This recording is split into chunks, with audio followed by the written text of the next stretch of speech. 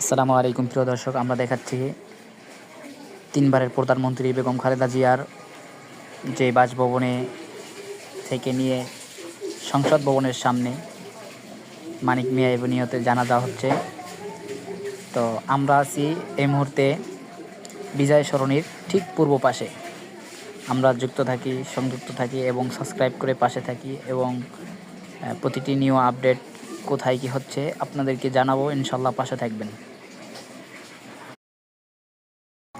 জি, আমরা দেখতে পাচ্ছি চতুর্দিকে লোকারণ্য এবং ভরপুর, কোণায় কোণায় পূর্ণ হলো ঢাকা সংসদ ভবন অথবা বিজয় সরণির সকল আশপাশ এলাকা।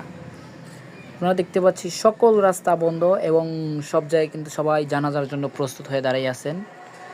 সবাই তার রুহের মাগফিরাত কামনা করার জন্য সবাই কিন্তু সারিবদ্ধভাবে দাঁড়িয়েছেন। আল্লাহ তাআলা তাকে যেন জান্নাতের উচ্চ মাকাম দান করেন এবং কোনো জায়গা খালি নেই, কোথাও খালি নেই। বিজয় সরণির চতুর্দিকে দেখাচ্ছি, ভালো করে দেখুন, কোথাও কিন্তু খালি নেই।